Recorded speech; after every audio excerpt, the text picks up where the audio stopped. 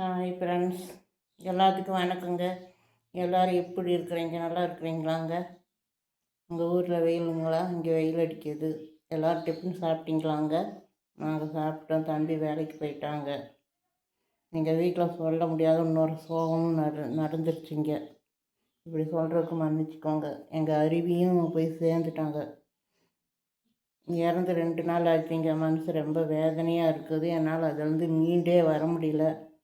எனக்கு அப்படியே ஜுரம் வந்துடுதுங்க. நினச்சி ஜுரம் வந்துடுது.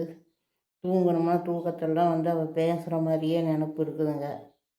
காலையில் நீங்கள் சொன்னால் கூட நம்ப மாட்டீங்க. அவன் வந்து தான் எழுப்பிவிட்டு நான் எந்திரிச்சேங்க. அப்படிலாம் தோணுதுங்க. இது பிரமையா இல்லை நேச்சுரலாங்கிறது எனக்கு தெரியலைங்க. என்னால் துக்கம்னா அது மீண்டு வர முடியலைங்க. அவளுக்கு கண்ணில் கட்டி வந்துடுச்சுங்க. ஏற்கனவே அவளுக்கு உடல்நிலை சரியில்லை, குறவாட்ட தான் பிறந்தா. ஒரு 1.5 வருஷமாக நான் வளர்ப்புங்க. அவளுக்கு கண்ணில் கட்டி வந்துடுச்சு. நானும் எல்லாமே வைத்தியமெல்லாம் பண்ணேங்க. வைத்தியம் பண்ணி பிரயோஜனம் இல்லைங்க. போய் சேர்ந்துட்டா. வேறு வயிற்றுலாம் பிறந்து நல்ல விதமாக இருக்கட்டும். ஏன்னா என்னால் அந்த இது மீண்டு வர முடியலைங்க. என்னால் துக்கம் தாங்க முடியல.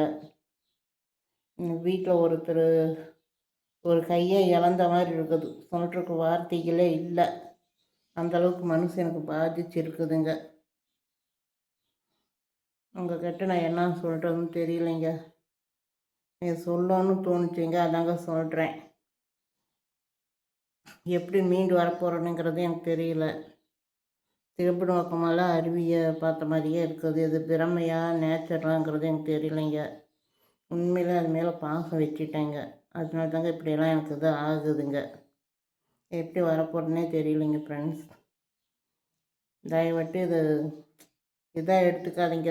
நான் தமாஷா எடுத்துக்காதீங்க. ஒருத்தரோடைய வலி வேதனைகள் அவங்கவுங்க அனுபவிச்சு பார்த்தா தான் தெரியும். நான் வலியில் இருக்கிறேன். அதனால தான் இந்த வார்த்தைகள் நான் சொல்லிட்டேன்.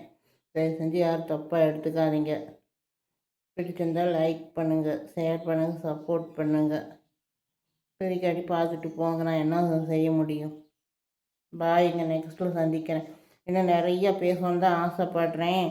ஆனால் என்னால் முடியல. பிறகு மனநிலைமைக்கு வார்த்தைகளே வரமாட்டேங்குது. மனசு தாங்க முடியாமல் தான் ஒரு வீடியோ போட்டுக்கொண்டு போட்டேங்க.